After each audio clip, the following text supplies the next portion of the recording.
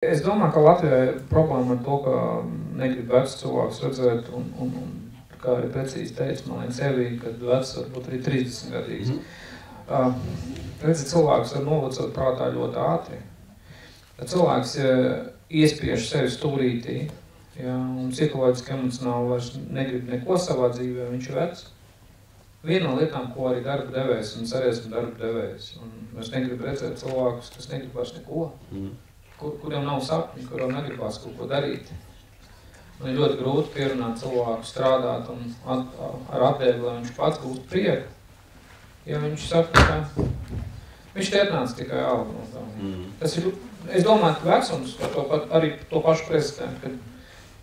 Un man ļoti patika arī Evija teica, ka viņa var aizmet, ka viņai nav sapņu.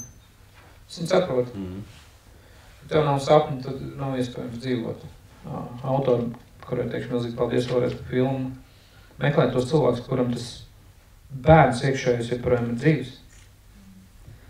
Tas bērns ir īstenībā, kas joprojām grib priecāties, dzīvot, staigāt un iet. Nosēdiniet 3-gadīgu bērnu pasēdēt uz krēsla. Nosēdiniet. Un tieši tāpat es to arī redzēju meģi ģimenē, ka viņam šis iekšējais bērns ir cik dzīves.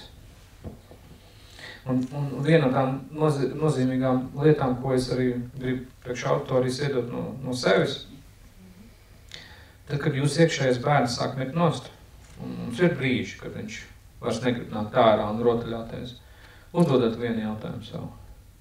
Kā es gribu justies šodien? Ilgtermiņā. Nevis tikai tā kā paēst, padzert un tā tālāk. Kā es gribu justies savā dzīvē?